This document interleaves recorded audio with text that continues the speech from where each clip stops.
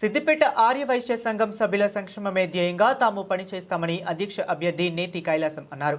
Siddipet press క్లబ్లో జరిగిన media సమావేశం ఆయన మాట్లాడుతూ ఆర్యవైశ్య సంఘం సభ్యుల అభివృద్ధి కోసం అనేక రకాల సంక్షేమ పథకాలు అమలు చేయనున్నట్లు తెలిపారు. సంఘ సభ్యులందరికీ అన్ని వేళలా అందుబాటులో ఉంటూ వారి కష్టసుఖాల్లో పాలు పంచుకుంటామన్నారు.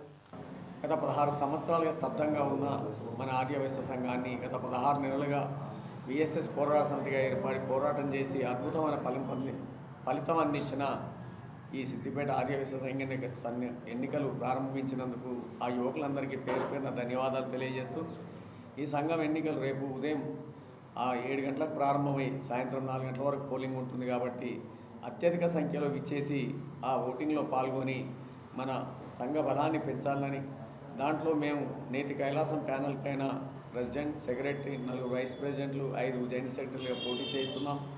మేము సంఘటితంగా అందరం ఏకముక్త కంఠంగా కొన్ని నియమాలు తీసుకొని కొన్ని సంకల్పాలు చేసి విద్యా విషయంలో కానీ, ఆరోగ్యం విషయంలో కానీ, సాంఘిక సంక్షేమాల్లో కానీ, మరియు వాసవి కర్మభవన్తో కానీ ఇత్యాది కార్యక్రమాలు వివాహ విషయాల్లో కానీ ఎంతో రూపకల్పన చేసి మేము ముందుకు వస్తున్నాం.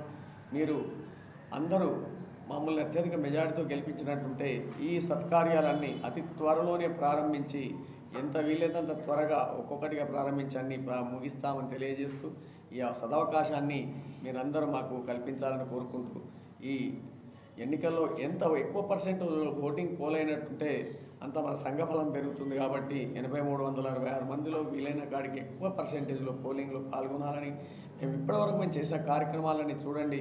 ఇక ముందు కూడా తప్పకుండా మేము ఇవన్నీ ఆచరించి అద్భుతమైన ఫలితాలు మన సంఘానికి అప్పచెప్తామని ఎన్నో విషయాలలో సిద్దిపేట అనేది తెలంగాణలో మార్గదర్శకంగా ఉంది, ఐకాన్గా ఉంది.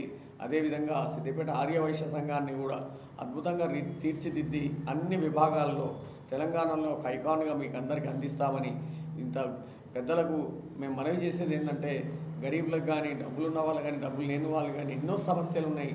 మనం అవన్నీ సమస్యలను సంఘటితంగా మనం ఒక 200-300 మందితోని 10-15 కమిటీలు వేసుకొని మన కార్యక్రమాలన్నీ పూర్తి చేసి అందరి సమస్యలకు మనం ఒక పరిష్కారాన్ని చూపించాలని, దానికి ఈ అన్ని కార్యక్రమాలు రూపకల్పన చేసి దీన్ని విజయవంతం చేయాలంటే మీరందరూ చేయాల్సిందల్లా రేపు అమ్మవారిని మనసులో స్మరించుకొని మేము చేసిన కార్యక్రమాలు ఇప్పటివరకు చేసిన వాటిని కూడా గుర్తు చేసుకొని రేపు చేసే సంకల్పాలు కూడా పూర్తి చేస్తామనే భరోసాతో మీరందరూ మాకు ఓటు వేయాలని మీ అందరినీ సవినయంగా మనం చేస్తున్నాం.